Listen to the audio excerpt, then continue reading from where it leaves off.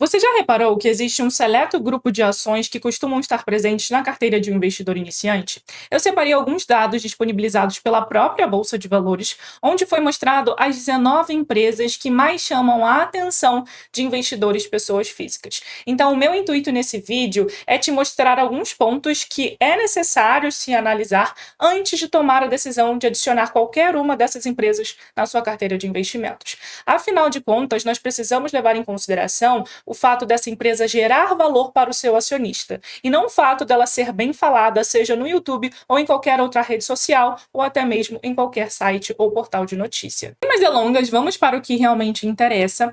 Nessa lista nós encontramos Banco do Brasil em primeiro lugar, com 1,2 milhões de investidores pessoas físicas. Depois nós temos Petrobras, Itaúsa, Vale, Bradesco, Klabin, BB Seguridade, Itaú, Semig, Taesa, Nubank com seu BDR, Magazine Luiza, Caixa Seguridade, VEG, B3, que é a própria Bolsa de Valores, Casas Bahia, Copel, Isa Energia e Engie. Antes de analisarmos alguns indicadores esses que mostram se a empresa está dando lucro, se ela está endividada, como são as suas margens, nós temos que olhar primeiramente o seu setor de atuação. Esse é um passo que muitos investidores ignoram, mas, na minha opinião, é imprescindível que a gente compreenda bem as características de cada setor de atuação, para que a gente saiba exatamente quais tipos de empresas nós vamos adicionar inicialmente na nossa carteira de investimentos. Então agora nós vamos compreender as principais características do setor de materiais básicos. Então estamos falando de empresas que trabalham com commodities, Petrobras, Klabin e Vale. Vale trabalhando com mineração, Klabin, papel e celulose, Petrobras sendo a maior petrolífera do nosso país. Setor financeiro, que engloba bancos, seguradoras, empresas que prestam serviços financeiros, como a própria Bolsa de Valores. Utilidade pública, que são aquelas companhias que prestam serviços essenciais para a nossa população, empresas de energia, saneamento. Varejo, que são aquelas empresas de consumo, e as empresas de bens industriais que prestam infraestrutura para as indústrias.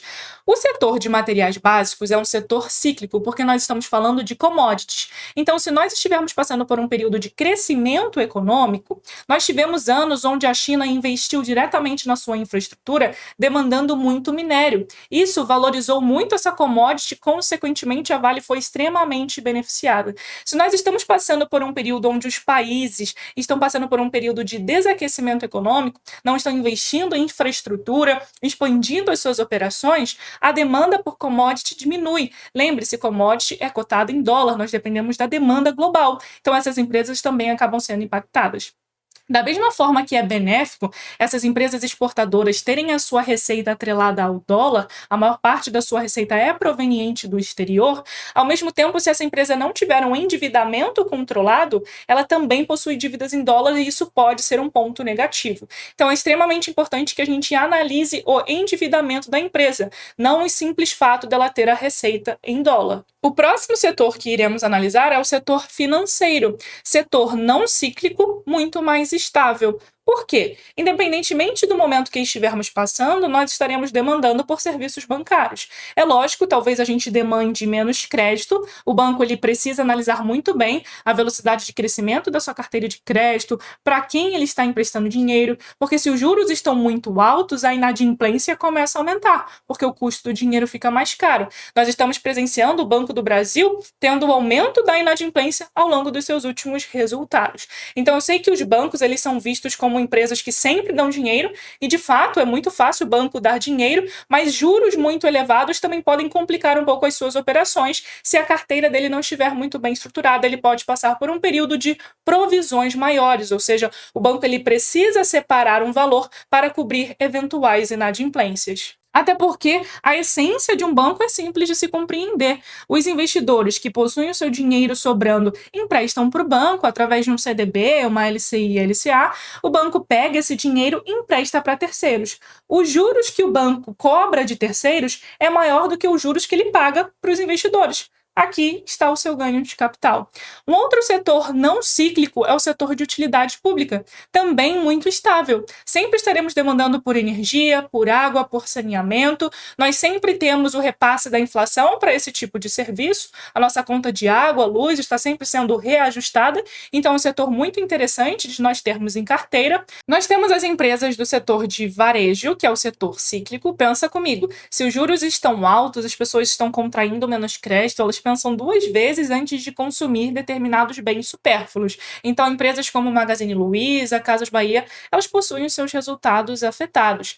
Além disso, a margem dessas empresas é bem apertada. Se nós pegarmos o quanto elas dão de receita e olharmos o quanto de fato é lucro, a margem historicamente é baixa. Nós temos um endividamento mais alto para que elas façam um certo gerenciamento do seu estoque. Então, historicamente, é um setor um pouco mais complicado de se investir. Nós temos o setor de bens industriais, que também costuma ser cíclico. Em momentos de aceleração econômica, nós temos uma demanda maior por produtos industriais, mas tudo também depende da área de atuação dessa empresa. Por exemplo, a WEG, ela fornece produtos para empresas de transmissão, geração e distribuição de energia, que é um setor de utilidade pública mais estável. De qualquer forma, você conseguiu compreender que, inicialmente, para o investidor iniciante, ele deveria estar olhando para setores mais estáveis, setores não cíclicos, principalmente do setor financeiro, de utilidade pública, passar longe de varejo. Materiais básicos é um setor interessante? Sim, mas eu, Bruna, não acho ideal para quem está começando devido à sua ciclicidade.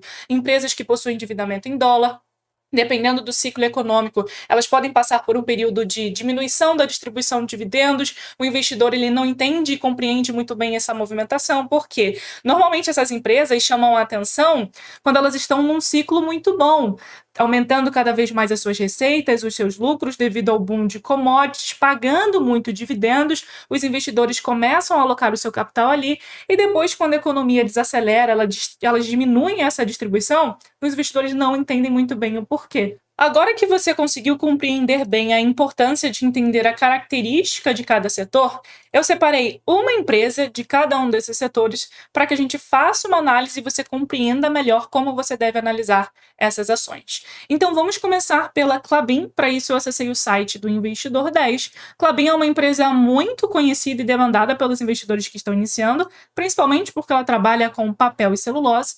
Então qual é o primeiro passo ao fazermos uma análise micro da empresa? Olharmos o seu histórico de lucro. Vamos descer a página do Investidor 10 até a parte de lucros. Conseguimos olhar o histórico desde 2010. Conseguimos perceber que o lucro é um tanto quanto cíclico. A empresa deu prejuízo em 2015, prejuízo em 2020. Talvez inicialmente você não fique tão atraído assim por Klabin.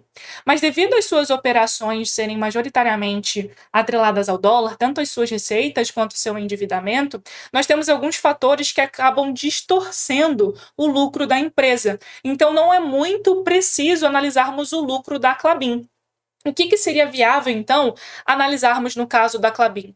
O seu EBITDA. Então, se nós colocarmos aqui na página do Investidor 10 e analisarmos a evolução do EBITDA da empresa, nós conseguiremos analisar melhor o seu lucro operacional. O EBITDA é justamente o quanto a empresa consegue gerar de lucro através das suas operações, excluindo aqueles efeitos de depreciação, quando seus bens começam a se desvalorizar, excluindo efeitos de impostos, de dívidas. Então, nós conseguimos perceber que desde 2020, o EBITDA da Klabin vem aumentando. Em 2020 era de 4,3 bilhões, 2021 6,2, 8, 6, 6 e agora, nos últimos 12 meses, ela já está com um EBITDA de 7,6%, o que é algo positivo para a empresa. Agora que olhamos um pouco mais sobre o seu lucro, queremos saber se a empresa ela é endividada.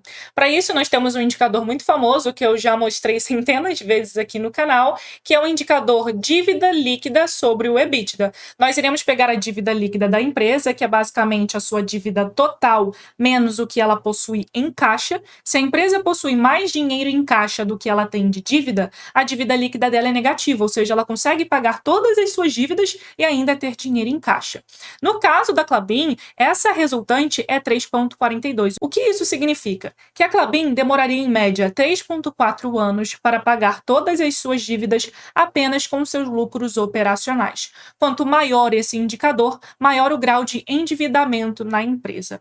É de praxe no mercado considerar esse indicador elevado quando ele ultrapassa 3. Historicamente, a Klabin ela possui um endividamento mais alto. Então, sim, nós temos que compreender que a Klabin ela possui ciclos de investimentos dentro do seu negócio e isso aumenta o endividamento da empresa. Então, é um ponto que o investidor ele precisa levar em consideração. Por isso que, mais uma vez, eu não considero uma empresa 100% viável para quem está iniciando. Principalmente porque, o primeiro ponto, muitos não sabem que o lucro líquido da Klabin não é 100% preciso de se analisar. Segundo, ela possui um endividamento mais alto. Então, como a Klabin ela possui esses períodos onde o seu endividamento aumenta, que ela está investindo mais no próprio negócio, ela também tem certa ciclicidade na distribuição de dividendos.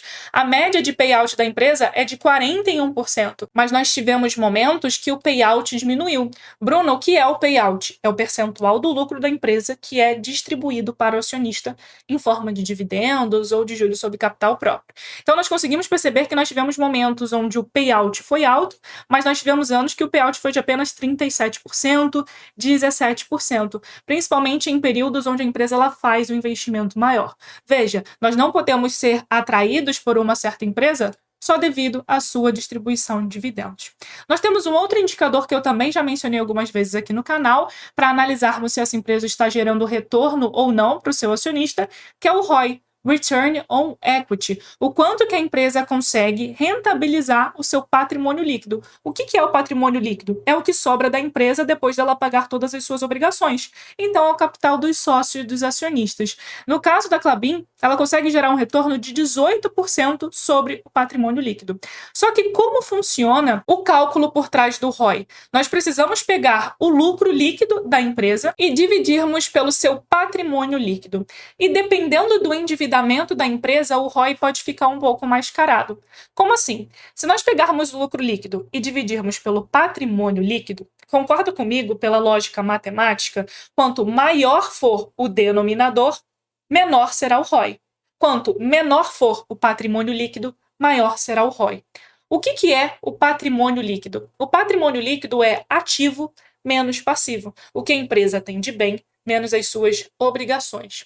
Quanto mais obrigações a empresa tiver, menor vai ser o seu patrimônio líquido. Consequentemente, se menor o patrimônio líquido da empresa, maior será o ROI. Então, se a empresa ela for muito endividada, o ROI dela pode estar alto e você está entrando num problema sem saber exatamente o porquê. Então, você precisa olhar o ROI, mas também precisa analisar o endividamento da empresa. No caso da Klabin, ela também possui um endividamento mais alto. Mas, Bruna, como nós poderemos saber, então, se esse endividamento é saudável? Se está gerando retorno para o acionista? Nós iremos precisar olhar o ROIC, que é o retorno sobre o capital investido, considerando tanto o capital dos investidores, dos acionistas, mais o capital dos credores. O ROIC da Klabin hoje é 9,40%. Talvez você esteja se questionando, tá, Bruna? Mas 9,40% significa que a Klabin está ou não rentabilizando todo o capital da empresa, considerando acionista mais credor. Para isso, eu quero te ensinar uma fórmula muito simples da gente entender se o endividamento da empresa está gerando ou não valor para o acionista e para os seus credores. Nós temos um indicador conhecido como VAC. Não vou te ensinar a fazer cálculos, tá? Eu só quero que você compreenda o racional. O VAC é o custo médio ponderado de capital. A empresa, ela possui tanto o capital dos acionistas quanto o capital dos credores. Ela contrai dívidas através de debêntures, ela emite títulos de renda fixa, os investidores emprestam dinheiro para a empresa para que ela consiga reinvestir no próprio negócio. Então, nós teremos o retorno exigido pelos acionistas e nós teremos o retorno exigido pelos credores. Suponhamos que os acionistas exigem um retorno de 15% ao ano e os credores exigem um retorno de 10% ao ano. De toda a estrutura de capital da empresa, a empresa ela possui 100 mil reais, sendo que desses 100 mil reais, 30 mil foi proveniente dos credores e 70 mil foi proveniente dos acionistas. Bruna, como esses 70 mil provenientes dos acionistas chegaram até a empresa? Quando a empresa ela emite as suas ações no mercado, na oferta pública inicial, todo o dinheiro captado vai para dentro da empresa. Depois, as ações são negociadas no mercado secundário.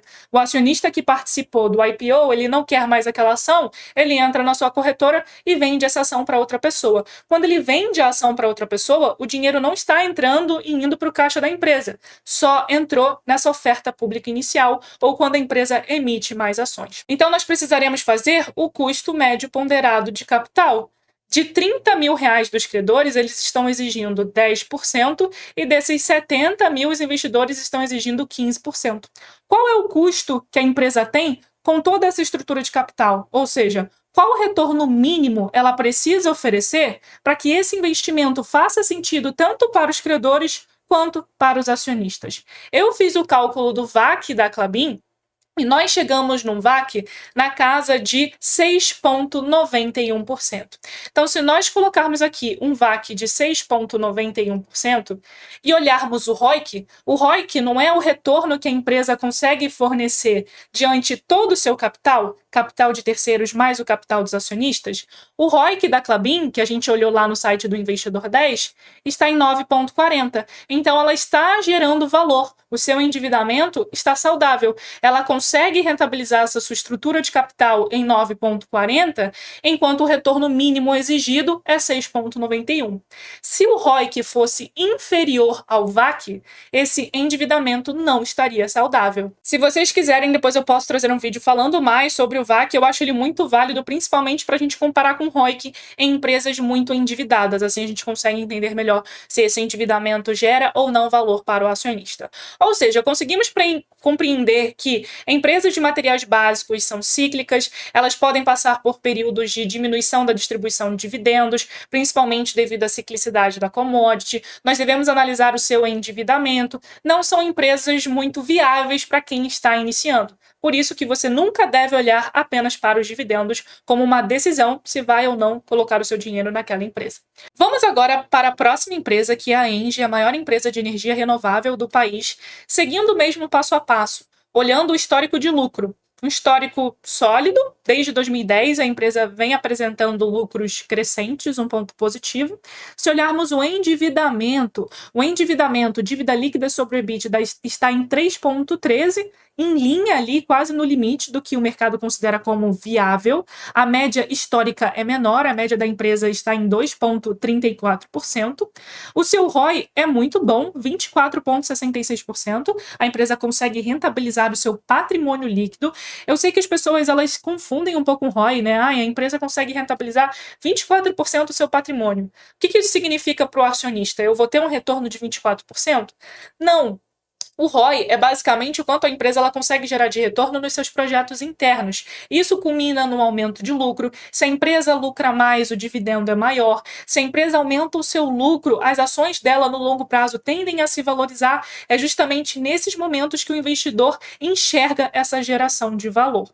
Se nós olharmos para o histórico de distribuição de dividendos da empresa. Agora eu quero entrar num outro tópico importante. Muitas vezes as pessoas elas não sabem compreender quando uma empresa ela é mais de crescimento ou quando a empresa ela já está mais madura, distribuindo mais dividendos. Então nós precisamos analisar dois indicadores. O payout, a média de payout da ENGIE é de 53%, então ela distribui historicamente mais do que 50% dos seus lucros para os seus acionistas, mas nós conseguimos perceber que esse payout está abaixo da média. Por quê? Nós precisamos correlacionar o payout com o CAPEX. O CAPEX é o investimento que a empresa faz para melhorar as suas operações em bens tangíveis. Então, ela compra novos maquinários, expande os seus parques fabris. Nós conseguimos perceber que o CAPEX da ENGIE aumentou bastante em 2024. Ela está passando por um ciclo de investimento. Então, como conseguimos perceber que uma empresa está crescendo? Historicamente, o payout dela é mais baixo, ela não vai distribuir 40%, 50% dos seus lucros, ela às vezes não distribui nada, e quando distribui pouco, 10%, 15%, quiçá 20% dos seus lucros, e ela possui um CAPEX mais alto e constante, ela está sempre investindo dentro da própria empresa.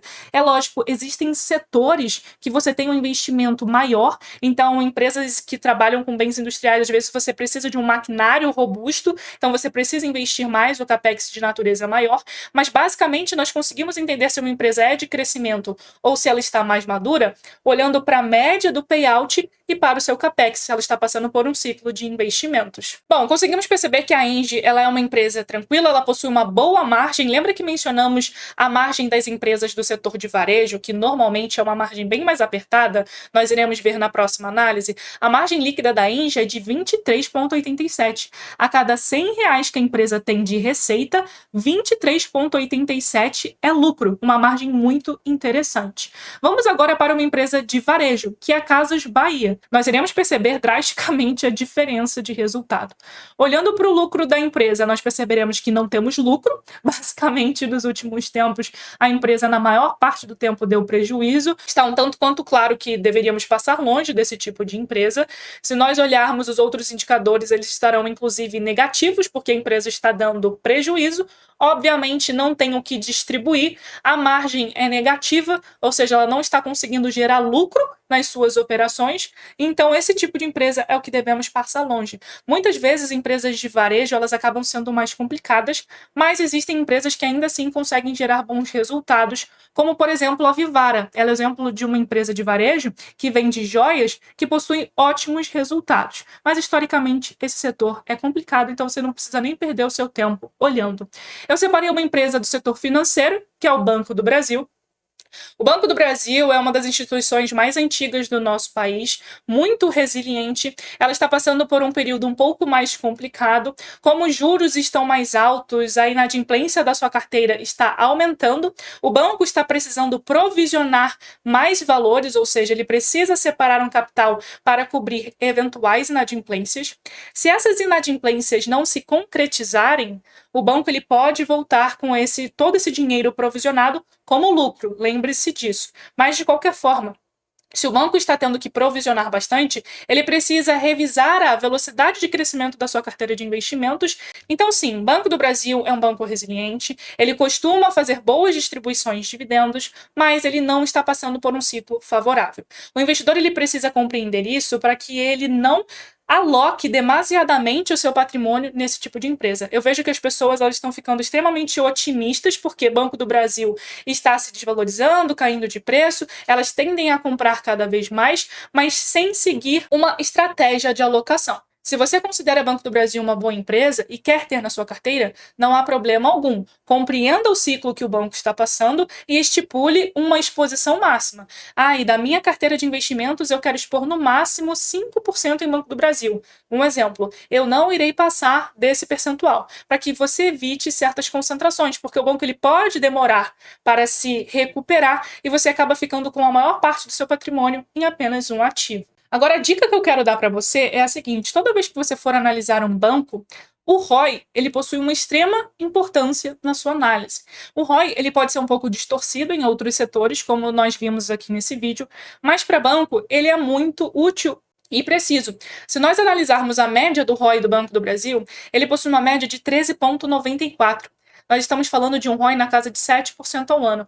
Nós não temos um ROI tão baixo assim desde 2016, que foi o menor patamar que ele já tinha registrado ao longo dos últimos 10 anos, que foi um ROI de 11,68.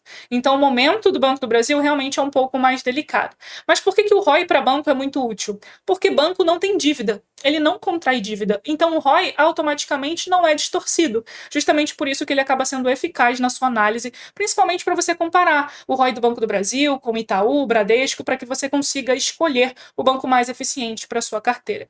E para finalizarmos, eu irei escolher uma empresa de bens industriais, que na lista que nós vimos mais cedo no vídeo, a única empresa de bens industriais popular entre os investidores é a famosa WEG. Vocês já devem ter visto eu falar da WEG outras vezes aqui no canal. É uma empresa muito tranquila de se analisar. Se nós olharmos o histórico de lucro crescente desde 2010, nós não vemos nenhum impacto no lucro líquido da empresa. O endividamento extremamente controlado, dívida líquida sobre o EBITDA negativa. O que isso significa? A dívida líquida da empresa é negativa. Ela tem mais dinheiro em caixa do que dívida. Ela consegue pagar todas as suas obrigações e ainda assim ter dinheiro em caixa.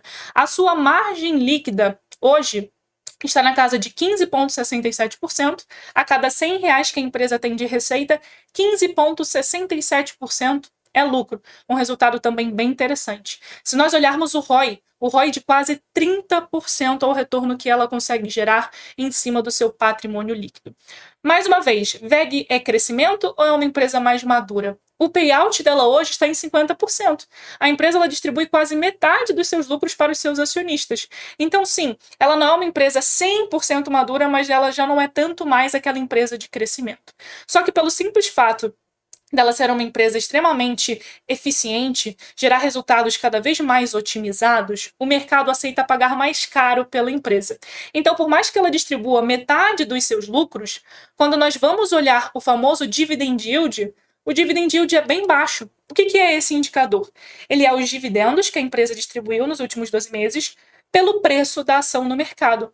Quanto maior o preço da ação no mercado, menor o dividend yield. Como o mercado aceita pagar caro pela empresa, o seu preço fica lá em cima, consequentemente o dividend yield está lá embaixo. Isso não significa que a empresa não distribui seus lucros, mas sim que os seus múltiplos são elevados, porque o mercado acredita que por mais que ele pague um valor mais alto pela empresa, ela consegue ser tão eficiente que ainda assim seria válido. Ela vai conseguir agregar valor ao acionista, mesmo o mercado pagando um valor superior a ela.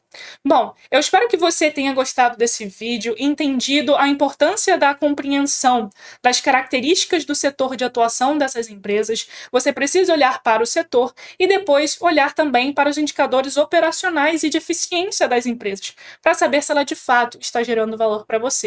Não se prenda na popularidade, se prenda na qualidade da empresa. É isso que vai ser importante e que vai ditar o seu resultado como investidor no longo prazo. Se você gostou desse vídeo, eu não preciso nem pedir para se inscrever aqui no canal e ativar o sininho para ficar por dentro de todos os vídeos sobre finanças e investimentos que saem por aqui. E só mais uma coisa, não custa também deixar o seu like, porque assim o YouTube vai entender que esse vídeo foi relevante e vai recomendar para muito mais pessoas. Então, um beijo e eu te vejo no próximo vídeo.